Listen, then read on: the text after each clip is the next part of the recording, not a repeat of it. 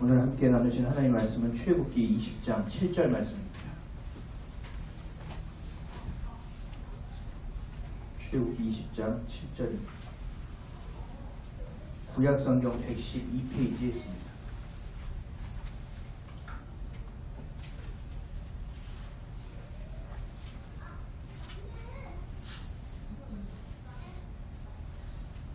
합독하도록 하겠습니다. 시작. 너는 내 하나님 여호와의 이름을 망령되게 부르지 말라. 여호와는 그의 이름을 망령되게 부르는 자를 죄 없다 하지 아니하리라. 아멘. 짧으니까 한 번 더 읽겠습니다. 시작. 너는 내 하나님 여호와의 이름을 망령되게 부르지 말라. 여호와는 그의 이름을 망령되게 부르는 자를 죄 없다 하지 아니하리라. 아멘. 다시 기도하겠습니다. 사랑해 주님 고맙습니다. 한 주를 살다 다시 주의 전에 나와 주를 예배하게 하시니 감사합니다. 우리가 알게 모르게 지은 죄와 허물들을 예수 그리스도의 보혈로 깨끗이 씻어주시고 또 하나 우리의 삶의 기준과 정체성이 오늘도 온전하여지는 시간이 되게 하여 주옵소서. 그리하여 내일부터 다시 세상을 향하여 나아갈 때 주님이 주신 용기와 사랑과 소망을 품고 꿈을 품고 도전하며 나아가는 귀하고 복된 삶이 되어질 수 있도록 세상의 기준이 아니라 하나님의 기준을 따라 살아가며 하나님이 책임져 주시는 삶을 하나님이 주시는 기쁨을 누리며 살 수 있는 한 명 한 명 한 가정 한 가정 되어질 수 있도록 축복하여 주옵소서. 오늘 예배에 주님께서 홀로 영광 받아 주옵시며 우리의 영혼을 활짝 여시고 우리를 만나 주옵소서. 우리를 붙들어 주옵소서. 감사드리며 길이요 진리요 생명 되시고 이 예배의 주인 되시고 우리의 주인 되시는 예수 그리스도의 이름으로 기도합니다. 아멘. 할렐루야. 아멘. 할렐루야. 아멘. 앞에 인사하겠습니다. 예수님의 이름으로 사랑하고 축복합니다. 예수님의 이름으로 축복합니다. 감사합니다. 네, 다시 인사하겠습니다. 벌써 12월이 다 지나가고 있습니다. 감사합니다. 우리 깨어나야 합니다. 이걸 따라하는 게 아니었는데. 한 주간 잘 지내셨어요?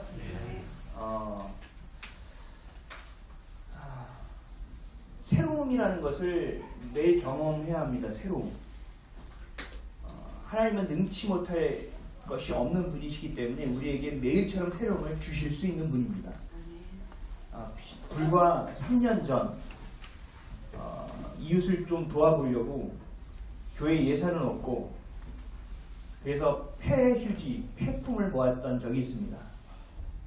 기억하시는 분들 계실 거예요. 그래서 길거리에서 주스면 다른 사람의 생계를 건드리는 것이 되니 성도들 집에서 모은 것도 있으면 연락 주시면 제가 가서 받겠습니다. 그래서 가서 받은 적도 있고 또 감사하게 주일마다 수고로이 들고 오셨던 분도 계십니다. 그거를 SM3 차에 가득 채워서 앞좌석, 뒷좌석, 트렁크에 가득 채워 가서 팔면 많이 받으면 3,000원 정도 받고 그 돈을 차곡차곡 모아 이웃을 도왔던 적이 있습니다. 왜냐하면 처음에 한번 돈을 받고 이거는 할 짓이 아니구나 라고 생각했지만 내가 할 수 있는 것이 무엇인가, 지금 내가 할 수 있는 분량과 수준에서 할 수 있는 일을 하자라고 해서 했던 것입니다. 그래서 오늘을 돌아보니 작년에 이어 올해 연탄 돕기를 하고 있는데 우리 성도들 많은 분들이 정말 쉽지 않을 텐데 돈을 십시일반 모아주셨고 또 다른 곳을 통해서도 또 흘려보내주심이 있어서 많이 쌓여져 있습니다. 이제 저희가 불과 모은 2주밖에 안 됐는데 작년 분량을 넘었습니다. 그래서 저희가 한 1월달 둘째 주, 셋째 주 정도의 계획을 좀 잡으려고 하는데 그때까지 우리 좀 더 기도해 주시고 이거 예상치 못한 돈이 들어왔네? 이런 거는 흘려보내야 되는 것을 분명히 아시고 우리 함께 이웃을 향한 그 사랑, 하나님이 우리에게 주신 사랑을 끊임없이 흘려보내셔야 합니다. 그래야 여러분이 건강합니다. 그리고 그 안에서 하나님이 주시는 것들이 있어요. 그거를 경험하지 못하서는 하나님의 사랑을 모르는 자입니다. 그것을 경험한 자는 계속 경험할 수밖에 없습니다. 그래서 하나님이 주신 것, 여러분들에게 물질을 주셨다, 시간을 주셨다, 건강을 주셨다, 또 마음을 주셨다, 또 아이디어를 주셨다, 섬김을 주셨다, 무엇을 주시든 관계없이 서로가 서로에게 흘려보내고, 그래서 하나님께서 다시 채워주심을 경험하는 저와 여러분 되시기를 주님의 이름을 간절히 축원합니다. 아멘. 아멘이십니까? 아멘. 네. 오늘은 하나님의 이름이라는 제목으로 함께 하나님의 말씀을 나누도록 하겠습니다. 따라하시겠습니다. 하나님의 이름. 하나님의 이름. 하나님의 이름. 하나님의 이름. 십계명 4번째 시간입니다. 출애굽기 55번째 시간이기도 합니다. 우리 광고를 보면 우리 개인의 목표는 성경 1도 한가정 전도였습니다. 기억하십니까? 작년에 제대로 못해서 올해까지 2번째 가져오고 있는 이 개인의 목표들을 여러분 혹시 하고 계십니까? 성경 통독 한번 우리 목표를 잡았는데 하고 계신 분? 영원히 하고 계시면 안 됩니다. 바로 하시고 다시 끝맺고 또 다시 보시고 끝맺고 하실 수 있도록 해야 합니다.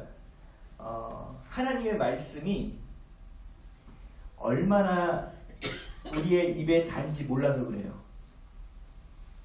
하나님의 말씀은 하나님의 마음이기 때문에 내가 쉬고 내가 뭐 할 때마다 나도 모르게 펴봐야 되는 것이 하나님 말씀이에요. 그래서 시편 1편에 뭐라고 나왔냐면 하나님을 사랑하는 자, 하나님에게 복을 받은 자는 주야로 주님의 말씀을 묵상하는 자라고 나와요. 주야로 주님의 말씀을 묵상하기 위해서는 주님을 애틋하게 사랑함이 있어야 합니다. 주님이 전부됨이 있어야 됩니다. 그러기 위해서 주님의 말씀을 보고 그 마음을 담고 그 마음을 닮아가면 주님의 말씀이 잠언 24장에 말씀하셨던 것처럼 송이 꿀처럼 단 말씀이 되어집니다.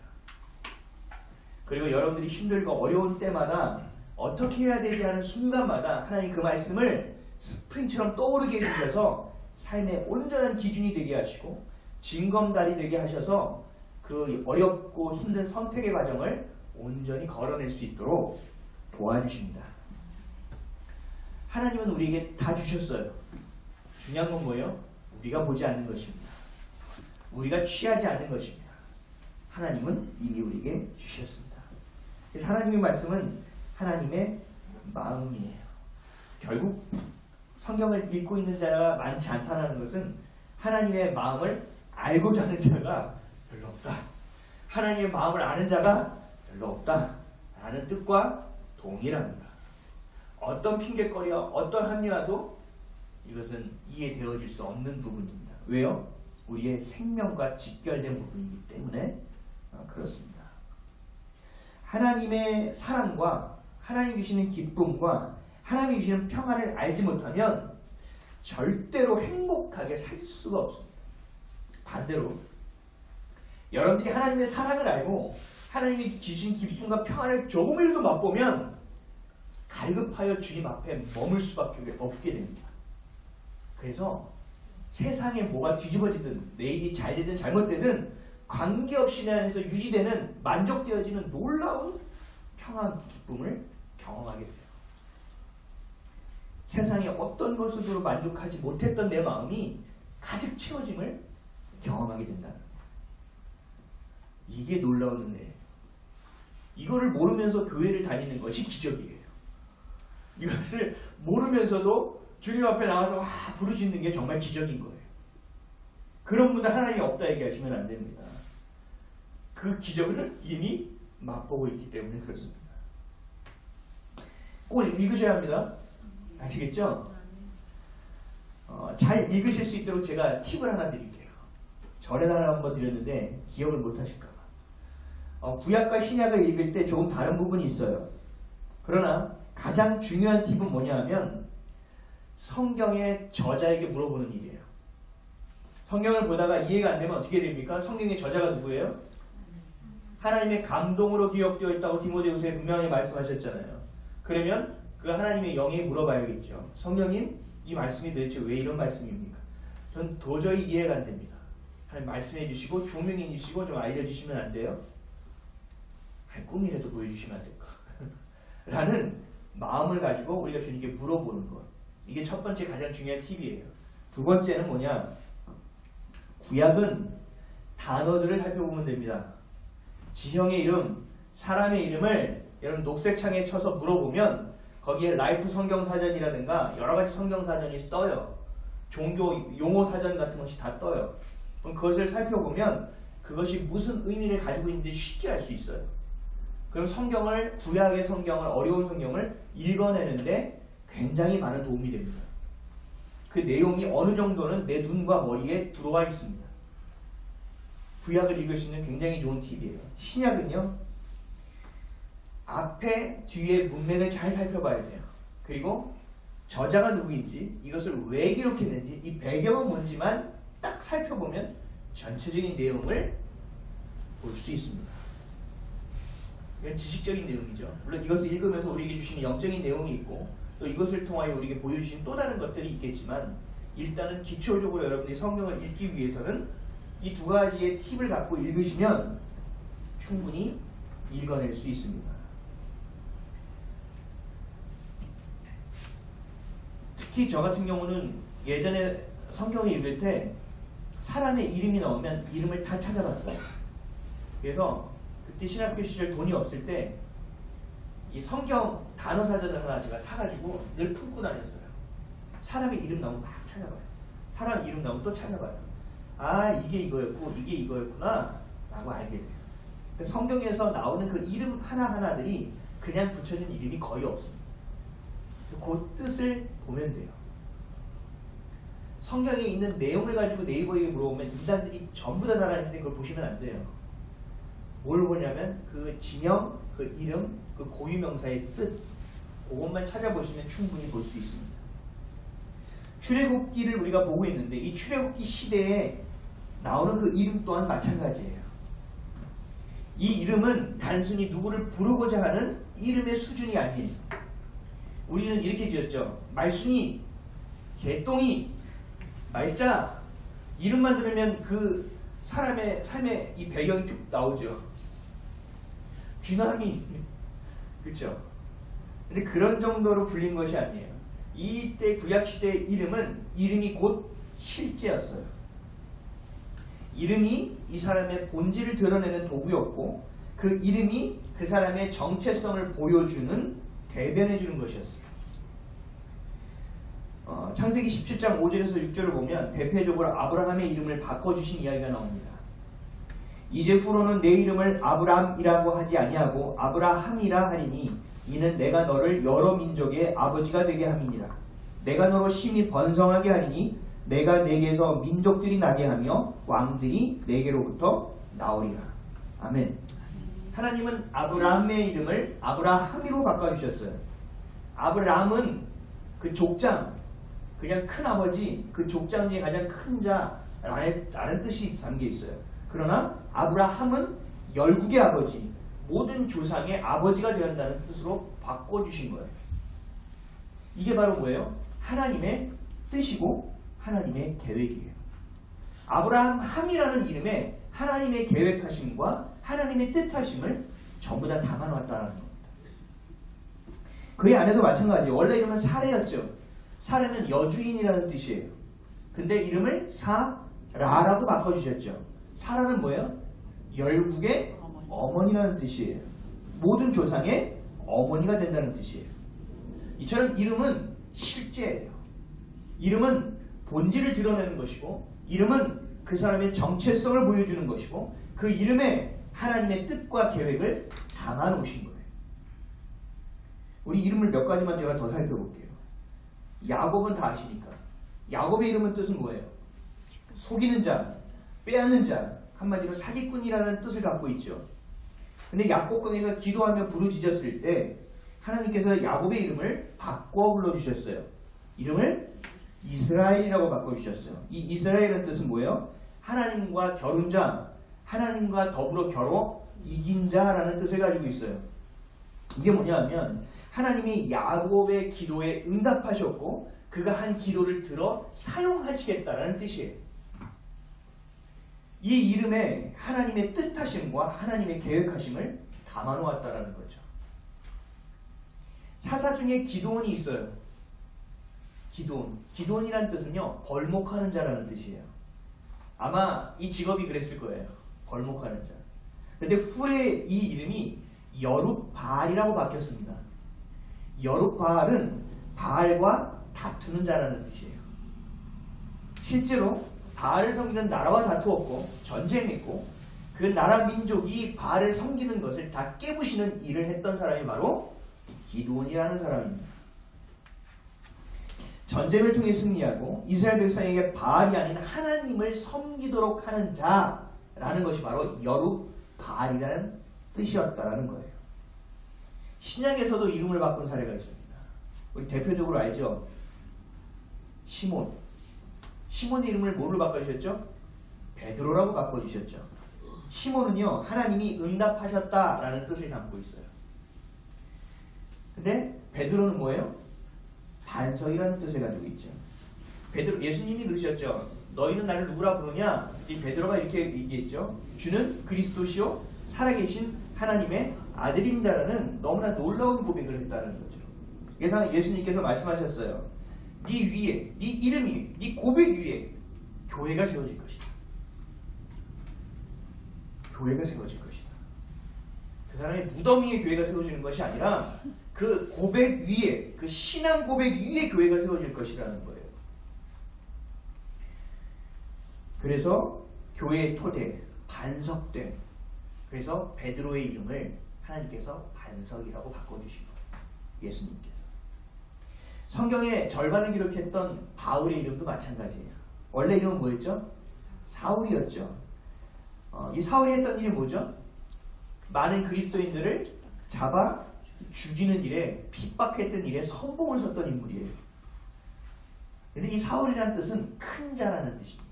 큰 자. 진짜 큰 자였어요. 스펙도 좋았죠.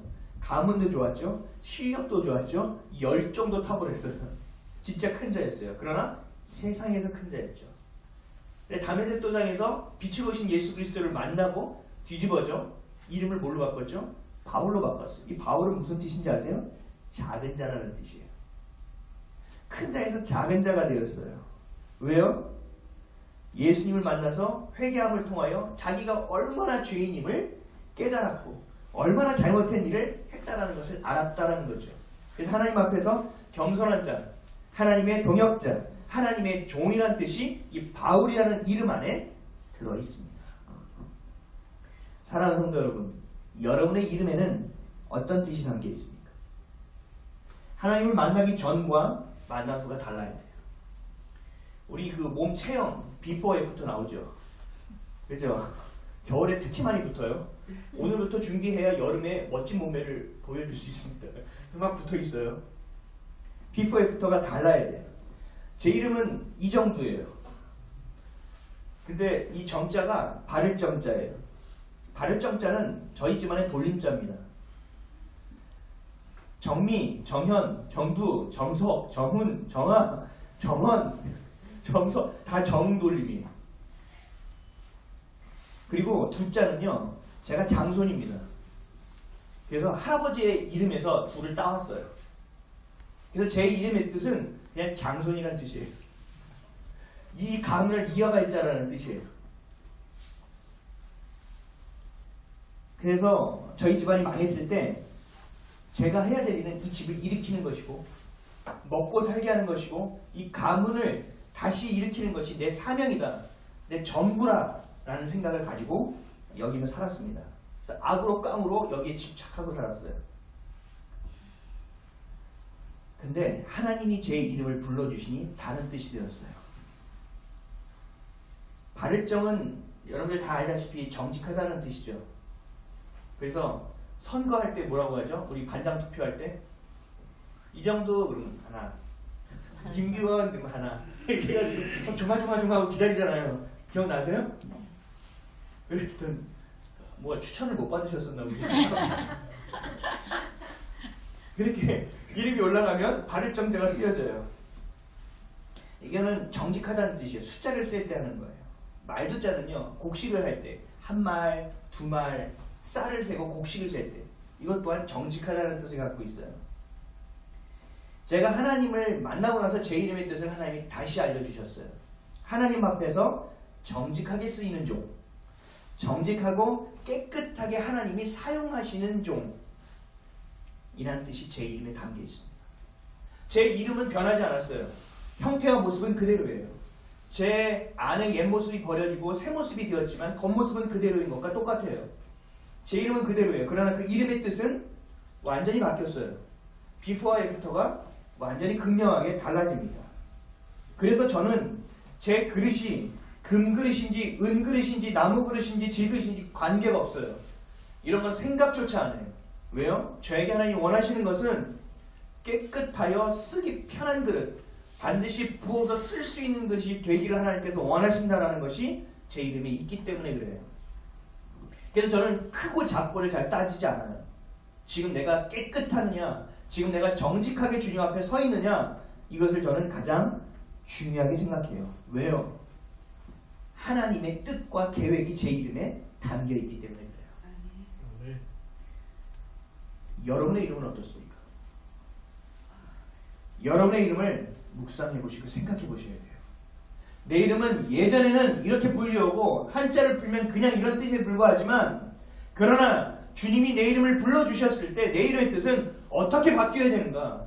내 이름은 지금 어떻게 바뀌어가고 있는가? 하나님이 내 이름에 하나님의 어떠한 뜻과 어떠한 계획을 담아놓고 있는가를 여러분들이 깨달아야 돼요. 제 이름은 옛날에 할아버지가 장명소에서 가서 지었는데 상관없어요. 하나님은 뭐 그것도 모르실까요? 관계없어요. 여러분들이 지금 어디에 속한 자이냐가 중요한 것이지 어디서 무엇가 됐느냐는 중요하지 않아요.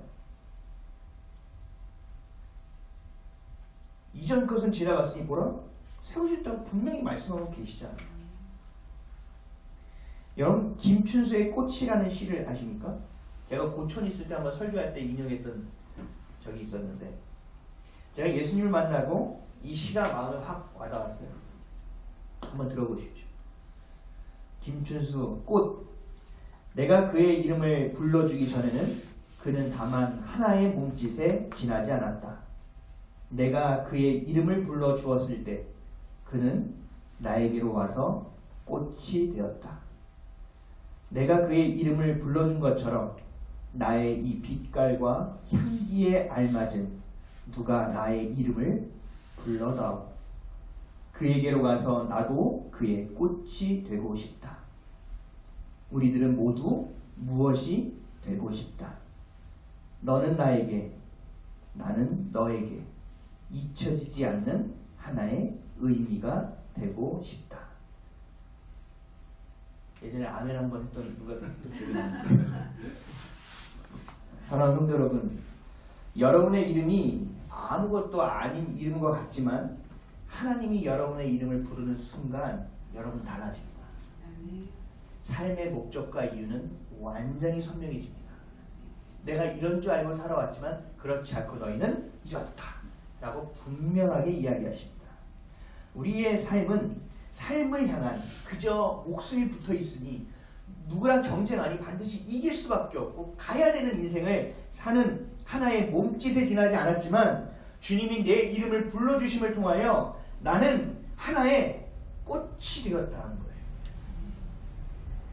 존재와 이유, 목적이 있을 뿐만 아니라 세상에 향기를 전하는 자로 완전히 뒤바뀌는 삶으로 살게 된다는 것입니다. 그런 빛깔의 모습으로 변하는 거예요. 번데기에 있는 보잘것없는 모양인데 그냥 그렇게 들어가 있어야 되는 줄 알고 있었는데, 이제는 나비가 되어 다른 꽃들의 생명을 이어주고 세상을 활보하는 멋진 삶으로 변화되어진 것입니다. 아멘이십니까? 아멘. 별로 감동이 없으시네요. 저는 막 무클무클 막 뭐가 올라오는데 감수성, 이게 가을 했어야 되나? 여러분, 하나님의 이름도 마찬가지예요. 하나님의 이름도 우리가 그냥 부르게 된 것이 아닙니다. 하나님은 스스로 계신 분이에요. 이름도 필요 없으신 분이에요. 그냥 그 분이에요. 하나님은 그래서 형상조차 만들지 못하게 하셨어요.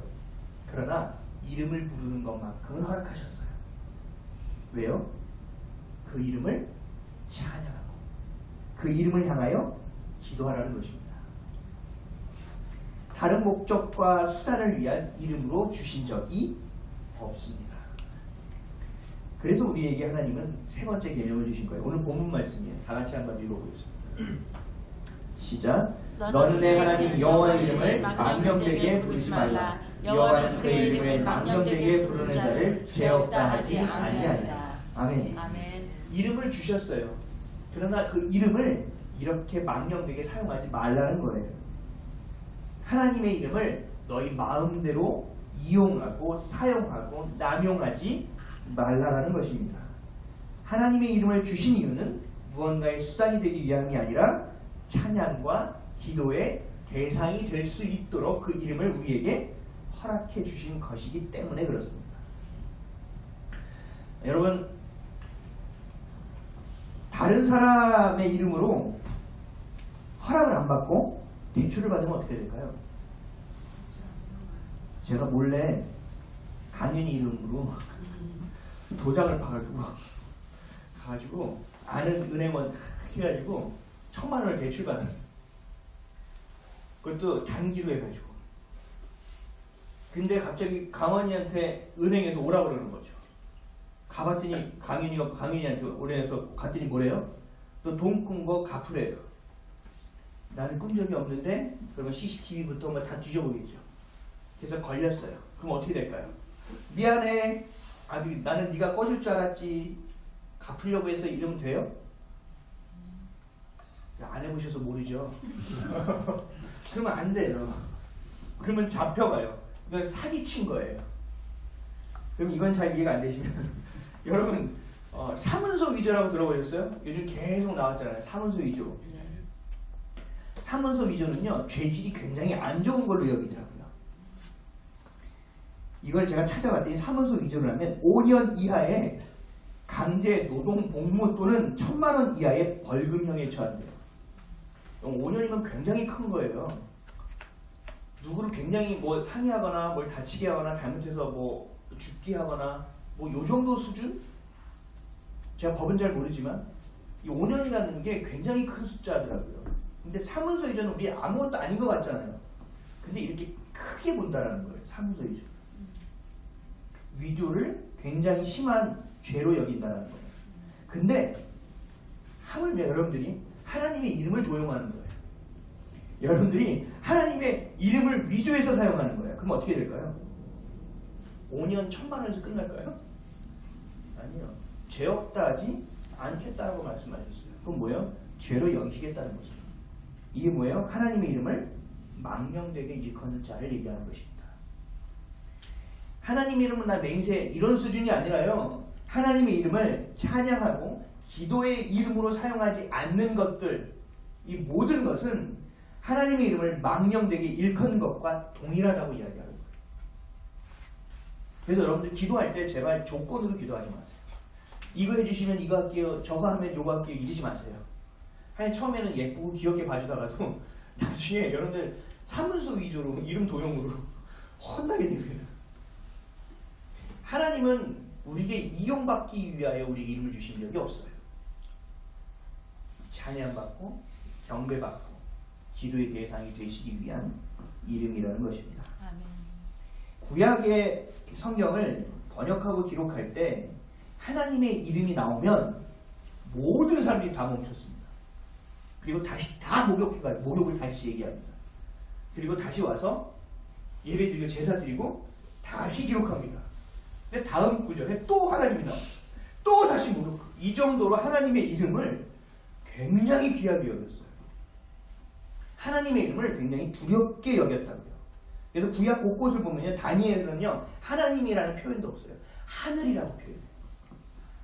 그리고 레위기 곳곳에는요 그냥 그 이름이라고 해요. 목욕하기 힘들었나? 그 이름이라고 표현해요. 하나님의 이름을 그만큼 경외하는 이름으로, 하나님의 이름 자체를 그분 존재로 여겼다라는 거예요. 하나님 말씀하신 그대로. 원래 하나님의 이름은요 내자의 히브리어 자음으로 되어 있습니다. 자음이니까 발음은 못하겠죠. 근데 그냥 표시일 뿐이에요. 그걸 영문으로 하면 뭐냐면 YHWH예요. 이거 히브리어를 영어로 바꾸면 이거를 우리 일상적으로 야훼라고 불러요. 야훼. 근데 이것도 두려운 거예요. 그래서 나의 주님이라고 바꿔서 불러요. 이게 뭐냐면 아도나이라고 불러요. 그래서 구약 성경은 보면 주라고 되어 있는 단어를 다 찾아보면 다 아도나이라고 되어 있어요.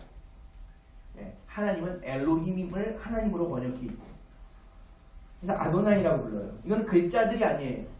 아도나임은 모음의 구성 조합이고 야훼는 자음의 조합이에요. 이거를 나중에 바벨론 포로기 이후에 합칩니다. 자음과 모음의 무어들. 그래서 나오는 것이 바로 여호와예요. 여호와 하나님. 그런데 하나님은 이렇게 만들어진 이 너무나 고귀하고 놀라운 하나님의 이름을 우리에게는 마음껏 부르게 하신 거예요. 엄청난 특권이죠. 여러분 하나님 그러면서 이거 엄청 특권이라고 느껴보는 적 없잖아요. 그렇죠? 그 이름을 듣고 하나님의 이름을 듣고 그 하나님의 이름을 믿고 그 하나님의 이름을 부르는 자 그를 뭐라고 하는 것이 아니라 자녀 삼아 주신다. 놀라운 일이거든요. 로마서 10장 13절에 이렇게 말씀하십니다. 누구든지 주의 이름을 부르는 자는 구원을 받으리라. 예전에는 이름을 부르면 죽을까 두려워했는데 이제는 그 이름을 부르는 자에게 하나님 구원을 선물로 주신다는 거예요. 왜요? 그 이름에 뭐가 담겨 있어요? 그분의 존재가 들어있다고요. 그분의 계획과 그분의 뜻과 모든 것이 다 들어있기 때문에 그렇다는 것입니다. 함부로 불러서도 안 되고 부를 수도 없는 그 이름을 우리에게 다 나누어 주신 거예요. 하나뿐인 아들을 아끼지 않고 우리에게 보내주셨던 것처럼 구원을 향한 것, 우리를 살릴 수 있는 것에는 어떤 것도 아끼지 않고 우리에게 내어주신 분, 이분이 바로 우리의 아버지 되시는 하나님입니다. 그 마음을 알아야 돼요. 그 이름을 뛰어넘어 아버지라고 부르게 하셨다는 거죠. 갈라디아서 4장 6절에서 7절에 너희가 아들이므로 하나님이 그 아들의 영을 우리 마음 가운데 보내사 아빠 아버지라 부르게 하셨느니라. 그러므로 내가 이후로는 종이 아니요 아들이니 아들이면 하나님으로 말미암아 유업을 받을 자니라. 아멘. 하나님의 이름도 너무 어려운데 이제는 아버지라고 부를 수 있게 해줬고 그냥 아버지를 떠나서 더 친근하게 아빠라고도 부를 수 있게 해주셨다는 거예요. 그리고 거기서 끝나는 것이 아니에요. 자녀이기에 내 유업을 너에게 주겠다는 거예요. 놀랍죠? 별로 안 놀랐어요? 성도 여러분, 하나님의 사랑의 깊이를 아셔야 돼요. 하나님은 여러분들을 구원하기 위해서 아무것도 아끼지 않는 것입니다. 하나님은 여러분들이 살 수만 있다면 모든 희생을 다 감수하면서 모든 것을 다 내었고 자기의 이름까지도 밟히는 한이 있어도 다 던져주셔서 우리를 구원하시는 분이 바로 하나님이라는 분이에요. 우리는 이 이름을 통해서만을 보더라도 하나님의 사랑을 알 수 있고 이 이름만 보더라도 하나님의 존재가 어떠한 존재인지를 우리는 알 수 있습니다. 그럼에도 불구하고 이 이름을 어떻게 했습니까? 자기가 이용하고 사용하는 자들이 있기에 주님은 우리에게 세 번째 계명으로 주신 것입니다. 우리 계명 다시 한번 볼까요? 7절 시작. 나는 내 하나님 여호와 이름을 망령되게 부르지 말라. 여호와는 그의 이름을 망령되게 부르는 자를 죄 없다 하지 아니하리라. 아멘. 어떤 사람은 하나님 이름도 못 불렀어요. 어떤 사람은 모음으로만 부르고요. 어떤 사람은 자음으로만 불렀어요. 또 어떤 사람들은 자음, 모음, 부호만 합쳐서 겨우 불렀던 이름이에요. 그러나 여러분은 아버지라 부르고 아빠라 부를 수 있고 어떤 상황과 어떤 순간에도 지성소에 들어가지 않고서도 화장실에 앉아서도 그 이름을 부를 수 있도록 해주신 하나님의 은혜와 사랑을 기억하셔야 된다는 겁니다. 기도가 안 될 때 어떻게 하는지 아세요? 기도가 안 될 때 아버지 아시죠? 하나님 아시죠? 여기 이 기도 해보셨어요? 금식기도 올라가면요 막 첫날 막 두 번째 날 막 부르짖고 막 휘몰아치고 난리가 납니다. 죽으면 죽으리라 막 부르다가 세 번째 날 되면 한 네 번째 날 정도 되면 힘도 쭉 빠지고 기도 없고 자는 다 죽었어요. 자는 다 메말랐어요. 그래서 하는 기도가 이거예요. 아시죠? 딱 주위로 보면요, 그런 사람은 한 3일 이상 된 사람이에요. 그 이름은 가벼운 이름이 아니에요. 그 이름에 다 포함되어 있어요. 그 이름에 다 담겨 있다는 거예요. 여러분, 우리 두 분 세례 받을 때 보셨죠? 세례 받을 때 제가 뭘 선포했는지 기억하세요? 성부와 성자와 성령의 이름으로 세례를 베풀어라. 누구의 이름으로 세례를 베풀었어요? 아버지의 이름으로 베풀었어요. 그래서 이 서약은 함부로 깰 수가 없는 거예요. 이 서약을 깬 자를 성경에서 배교하는 자, 배도하는 자라고 해서 하나님이 영적 가늠한 자, 그냥 다루지 않으세요. 너무나 무섭게 다루세요. 혼인서약입니다. 혼인 성원 선포라고 하죠. 어떻게 해요? 성부와 성자와 성령의 이름으로 둘이 하나됨을, 성혼됨을 선포하는 거예요. 누구의 이름으로 선포했어요? 하나님의 이름으로. 이 이름으로 서약한 것을 깊이 생각하셔야 돼요. 하나님의 이름이 들어가 도장이 찍혀진 것을 아무렇지도 않게 여겨서는 안 돼요. 만약에 여러분들이 그렇게 하나님의 이름으로 서약한 것이 있다면 여러분들 주님 앞에 다시 무릎 꿇고 모든 것을 내려놓고 가십시오. 다시 말씀대로 가십시오. 어찌 주님과 우리와의 관계 안에서 그 이름의 서약이 온전히 서지 않고 관계가 바로 설 수 있겠습니까?